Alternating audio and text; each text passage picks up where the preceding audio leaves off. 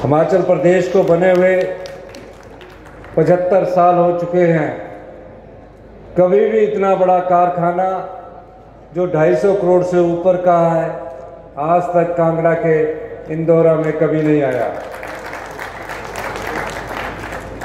और पिछले 10 साल से भी हम जितना मर्जी इन्वेस्टमेंट करने की बात करते हों, लेकिन मैं धन्यवाद देना चाहूँगा रविकांत जयपुरिया जी का कि आपसे हमारी मुलाकात हुई और आपने कहा कि मैं हिमाचल प्रदेश में जो देवभूमि है उसमें अपना एक कारखाना लगाने के बारे में विचार कर रहा हूँ। हमने कहा कि आप विचार नहीं, आप वहाँ लगाइए। हिमाचल के लोग एक तो बड़े मेहनती लोग हैं, सीधे सादे लोग हैं, आपको हर काम में मदद मिलेगी। और आज खुशी है कि जो 3 महीने पहले आपसे बात हुई थी, आज उसका शिलान्यास करने मैं और कंपनी के चेयरमैन श्री रविकांत जयपुरी जी खुद आए हैं। हमारा सपना हिमाचल प्रदेश को आत्मनिर्भर बनाना है। आप जानते हैं 1 वर्ष पहले जब कांग्रेस की सरकार बनी, प्रदेश की आर्थिक हालत ठीक नहीं थी। आज भी आर्थिक हालत ठीक नहीं है। प्रदेश पर तकरीबन 85,000 करोड़ रुपए का कर्जा है। सरकारी कर्मचारियों के ऊपर जो 10,000 करोड़ की देनदारियां हमारे पर चढ़ी हुई है, और इस व्यवस्था को सुचारू रूप से चलाने के लिए हमें और कर्ज लेना पड़ रहा है। लेकिन क्या हम सभी कर्ज के सहारे इस प्रदेश को चलाएं? अगर हम इस दृष्टि से कार्य करेंगे तो आने वाली जो युवा पीढ़ी है, आने वाले जो युवा पीढ़ी के हमारे युवा साथी है, उनके सर पर, उनके हर एक कंधे पर तकरीबन 1.5 लाख रुपए पर व्यक्ति पर कर्ज चढ़ा होगा। आज भी हिमाचल प्रदेश की 75 लाख की जनसंख्या पर 1,02,000 रुपया प्रति व्यक्ति का कर्ज चढ़ा हुआ है। अब इस कर्ज के बोझ से कैसे मुक्ति दिलानी है?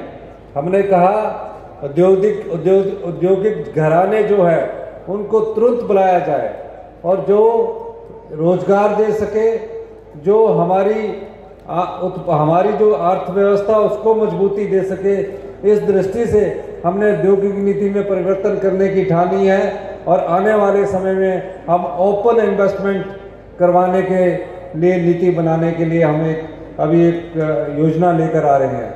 मैं हर्षवर्धन चौहान जी का भी धन्यवाद करना चाहूँगा कि दिन प्रतिदिन हम उद्योगों को लुभाने के लिए परिवर्तन कर रहे हैं। क्यों कर रहे हैं? क्योंकि युवा जो है, जो रोजगारी की चपेट में आकर आज आए दिन किसी ना किसी नशे में पड़ता जा रहा है, उसको किसी ना किसी रूप से रोजगार के अवसर मिले।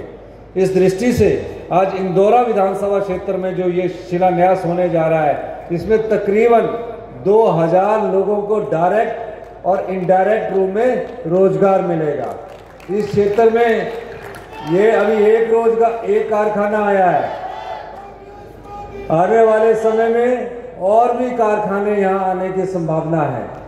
लेकिन मैं धन्यवाद इसलिए भी करना चाहूँगा कि जयपुरिया जी ने कहा कि हम यहाँ एक स्किल का भी सेंटर खोलना चाहते हैं। हमारे पूरे हिंदुस्तान में, पूरे विश्व में कई रेस्टोरेंट्स हैं। हम उनको स्किल की ट्रेनिंग देंगे और उनको जो इस इंस्टीट्यूशन से निकलेगा उसको जॉब की भी गारंटी होगी। इसके लिए भी मैं आपका धन्यवाद करना चाहता हूँ, क्योंकि अभी राजनीतिक बात करने का समय नहीं है और किसी पर टीका टिप्पणी करने का समय भी नहीं है। मैं जल्दी इंदौरा विधानसभा क्षेत्र का दौरा करूंगा, आपसे कुछ चर्चा करेंगे। लेकिन हम ये इतना कहना चाहते हैं अपने इंदौरा की जनता को कि जो आपने विधायक यहाँ से चुनकर भेजा है, हमेशा आपके दर्द को जानता है और हमेशा आपकी जो पीड़ा है उसको लेकर हमारे पास आता रहते हैं। और निश्चित रूप से जब हमारा विंटर वेकेशन होगा तो मैं कांगड़ा का पूरा जिले का दौरा करूंगा। मैं सिर्फ इतना कहना चाहता हूं कि हमें आप लोगों का प्यार चाहिए। हमारी अर्थव्यवस्था अभी 20% के करीब पटड़ी पर आई है पहले साल में। वो भी हम दिन रात मेहनत करके, दिन रात के 2-2 बजे तक बैठकर कानून बदलते हैं, नियम बनाते हैं, आपके प्रति हमें कैसे आगे लाना है, आम समाज को कैसे आगे लाना है, इस सोच से हम कार्य कर रहे हैं। हमारा विश्वास है कि 2027 तक हम अपनी अर्थव्यवस्था को पटड़ी पर लाएंगे और 2032 तक हिमाचल प्रदेश को हिंदुस्तान का सबसे समृद्धशाली और अमीर राज्य बनाएंगे। इस दृष्टि से हमारी सरकार कार्य कर रही है।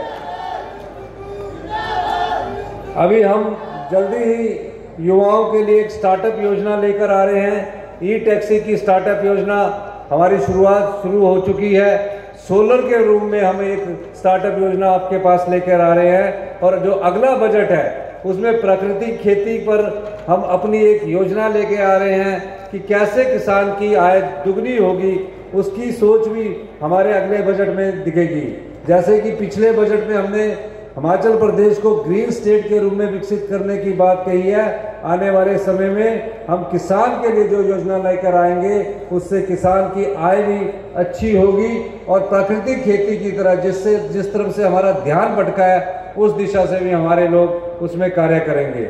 मैं अंत में इतना ही कहते हुए कि आप सब लोगों का प्यार इस विधानसभा क्षेत्र से मनिंदर राजन जी को मिला है, इस प्यार को आप बनाए रखें और आने वाले समय में जो मनिंदर राजन जी ने कहा है कि 2 पुल है जिसमें एक सड़क है जो उसमें 2 पुल है, उसके लिए बजट का जो प्रावधान होगा आने वाले बजट में उस प्रावधान को कर दिया जाएगा। ये घोषणा मैं यहाँ नहीं करना चाहता था क्योंकि यहाँ तो कारखाने का शिलान्यास है। जब मैं आऊँगा तो और घोषणाएं भी आपके साथ करेंगे। इन्हीं शब्दों के